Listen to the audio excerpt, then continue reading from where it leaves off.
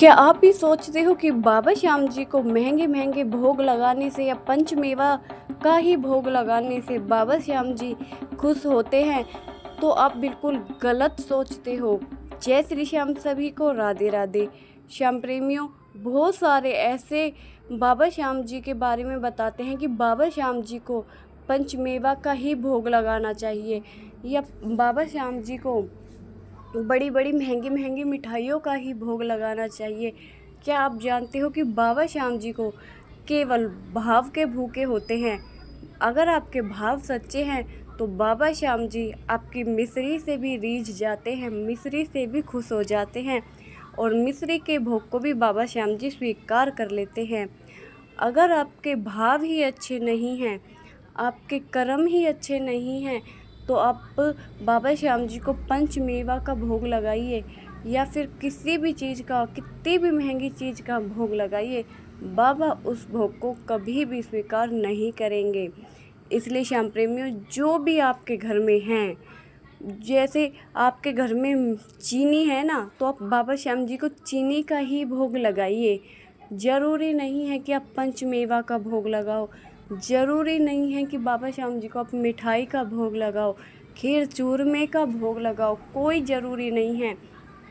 अगर आपके पास में कुछ नहीं है तो बाबा श्याम जी के दरबार में, अगर आपने घर पे बाबा श्याम जी की जोत करते हो और बाबा श्याम जी के सामने आपके भोग लगाने के लिए आपके घर में कुछ भी नहीं है, तो सिर्फ़ चीनी के दाने से भी आप बाबा को रिझा सकते हो, मना सकते हो।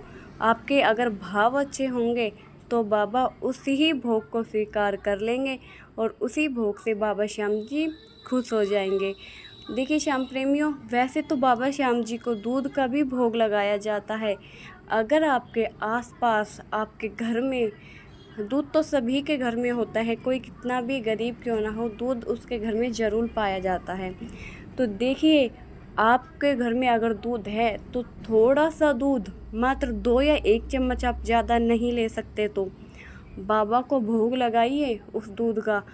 चीनी का भोग लगाइए, कुछ भी नहीं है, लेकिन लगाइए ज़रूर, ठीक है। और हाथ जोड़कर बाबा से प्रार्थना कीजिए कि बाबा मुझे भी इतना कामयाब बनाइए कि मैं भी औरों की तरह आपके दरबार में या आपको पंचमेवा का या मिठाई का भोग लगा सकूं। तो देखिए, बाबा आपकी ज़रूर पूरी करेंगे और सुनेंगे। पूरे भाव के साथ और विश्वास के साथ आप बाबा को ये भोग लगाइए। जो भी कुछ है आपके घर में, जिस भी चीज़ का भोग लगा सकते हो बाबा का, उस चीज़ का भोग लगाइए। अगर देखिए आप रोटी सब्जी बनाते हो अपने घर में तो उसका भोग लगाइए। सब्जी का उसका भोग लगना है जिसमें लहसुन प्याज ना पड़े हों।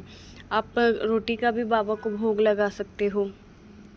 एकादशी के दिन बाबा को खाने का भोग नहीं लगता, जैसे रोटी सब्जी का भोग या खिचड़ी का भोग, ये भोग बाबा को नहीं लगते एकादशी के दिन। द्वादशी के दिन आप किसी भी चीज़ का भोग लगाइए, जिस भी चीज़ का भोग लगाओ जैसे कि उसमें लहसुन और प्याज ना पड़ा हो। कुछ बाहर से सामान लाने की कोई ज़रूरत नहीं है, आपके घर में जो है उसी का बाबा को भोग लगाइए। बाबा का नाम जप कीजिए, बाबा की आरती कीजिए। आरती तो आप लोगों को पता ही होगा, फ़ोन पे डालोगे तब भी आ जाएगी।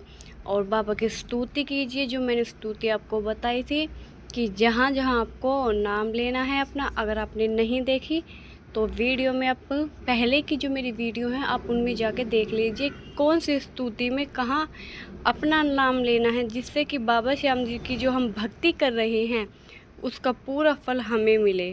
तो श्याम प्रेमियों, बेफिक्र हो के बाबा को भोग लगाइए, ठीक है। और देखिए, भोग जब भी आप लगाओ तो उसमें एक तुलसी का पत्ता ज़रूर डाल देना, जिसे हम तुलसी दल भी कहते हैं। उससे आपका जो भोग है वो बिल्कुल पवित्र हो जाएगा। और जो बाबा को भोग लगा दिया, 5 मिनट रखे रहने दिया, फिर जो भोग बचेगा उसको आप सब खा लेना, थोड़ा थोड़ा लेके। इससे आपके घर में शांति भी बनी रहेगी, बाबा की कृपा भी रहेगी और आपका जो भी घर है, घर परिवार है, वो बहुत ही अच्छे तरीके से काम भी करेगा। सब लोग मिलजुल कर भी रहना शुरू कर देंगे। तो वीडियो अच्छी लगी है तो जय श्री श्याम और राधे राधे ज़रूर लिखना।